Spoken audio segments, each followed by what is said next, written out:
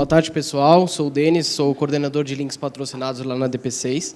Bom, vou trazer um pouquinho aqui, o que o Danilo falou é muito importante, tá? A gente está vendo em todas as contas, a gente precisa realmente fazer essa atualização do XML para a gente entrar com o Google Shopping. Tem muito beta aí para vir, que ainda a gente não pode abrir, mas tem muito beta aí que o Google está para liberar e é tudo baseado nessas aparições através do XML. Então, o que a gente tiver bem estruturado é bacana para a gente puxar.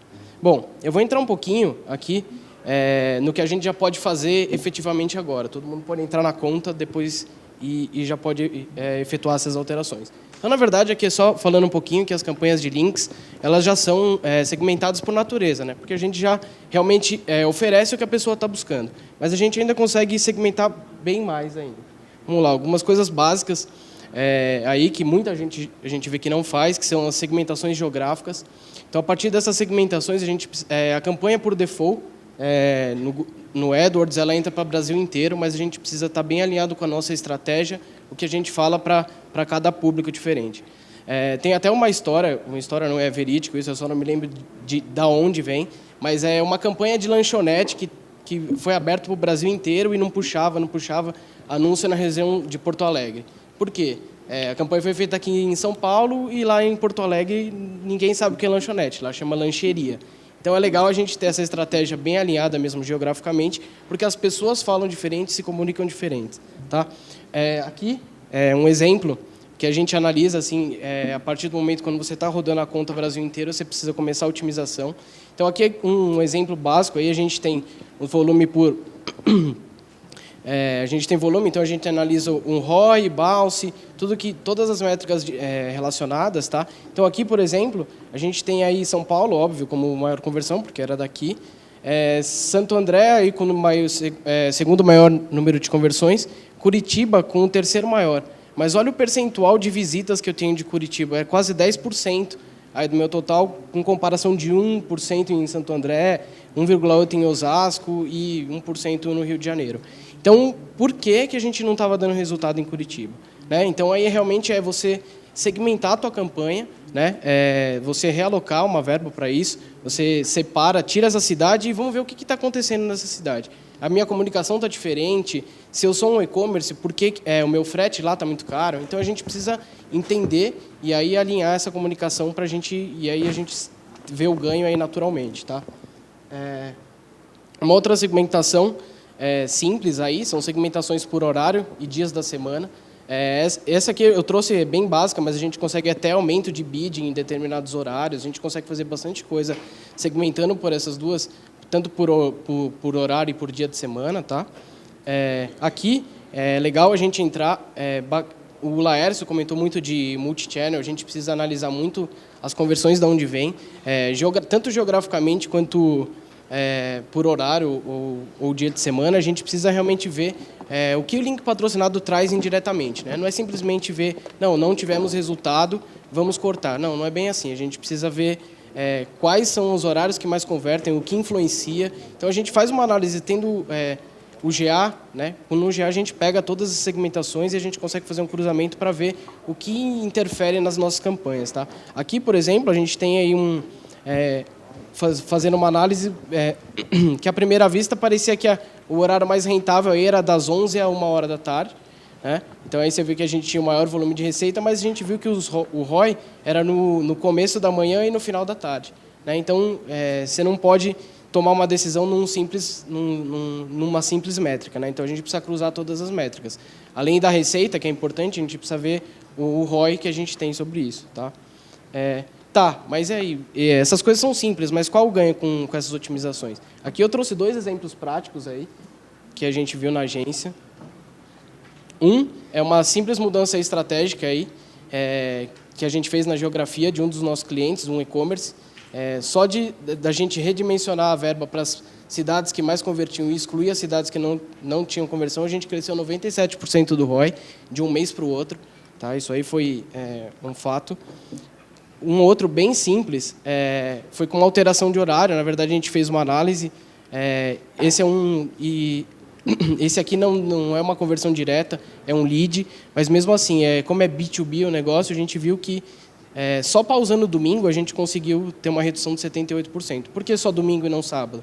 Porque Porque como é B2B, ainda de sábado ainda a gente via intenção ou reflexo das buscas para uma próxima conversão. Então, domingo, provavelmente ninguém trabalha ou vai atrás disso. E esse cliente em específico, ele tem um produto que ele só vende B2B, mas as pessoas procuram para outros tipos de coisas que podem fazer para festas, etc. E não é o core deles. Então, assim, só pausando domingo, a gente dá para ver aí a evolução, que a gente teve uma queda aí de 78% no custo por conversão do cara e a gente aumentou a taxa aí em mais de 100%. É isso. Vou passar um pouco agora para o Renato, que vai falar um pouco de mobile.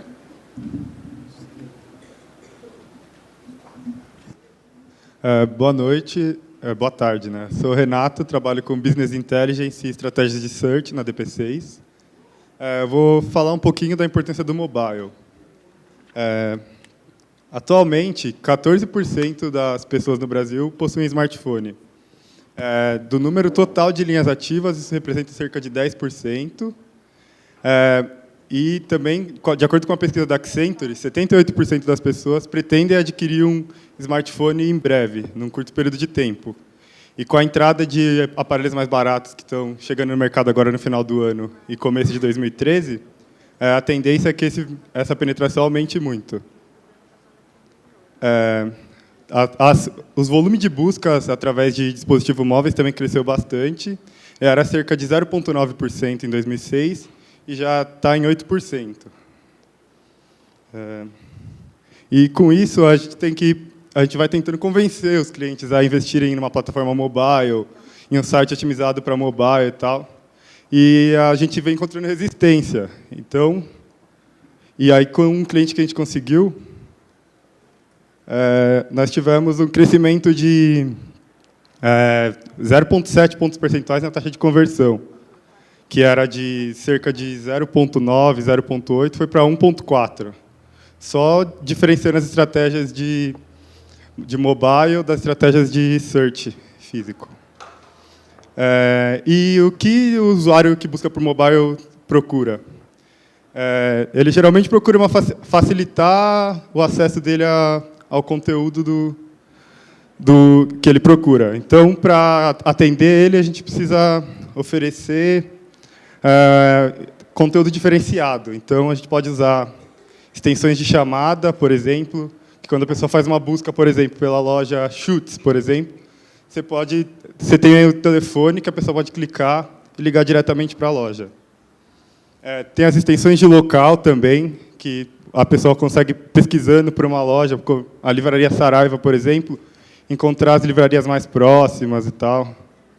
E outra opção, principalmente para os varejistas, são os site links, que você pode oferecer opções diferentes de produtos. Se ela busca, por exemplo, um computador, oferecer um mouse, um roteador, aumentar a sua chance de conversão.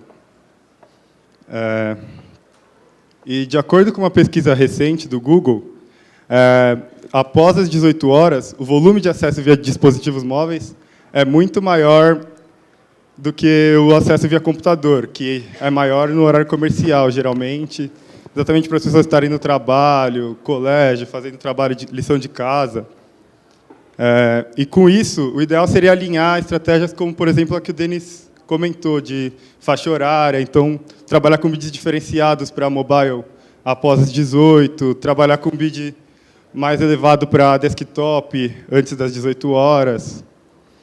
E, com isso, melhorar os resultados. Aqui, aquele case prático que eu comentei, a medição são os acessos por computadores, smartphones e tablets.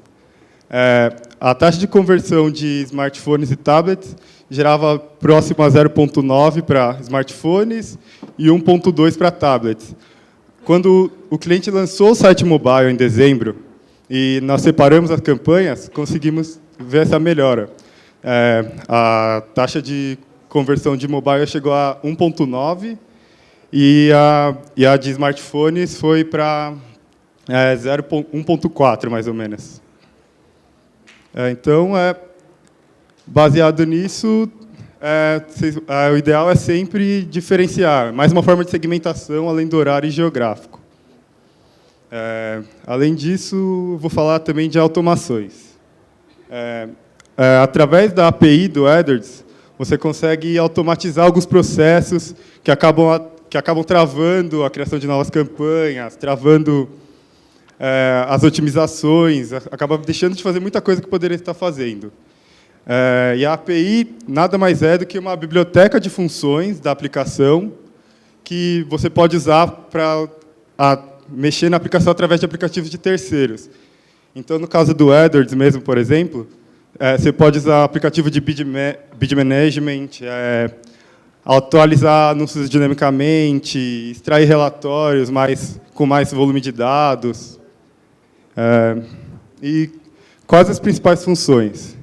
Gerenciar lances, como comentei, alterar, por exemplo, preço nos anúncios, como o Danilo comentou, alterar condições de parcelamento automaticamente, isso tudo sem perder o histórico que você tem do anúncio, que quem trabalha com links patrocinados sabe que quando você tem que fazer uma alteração dessa de preço, acaba sendo prejudicial nas análises, porque você perde todo o histórico do anúncio.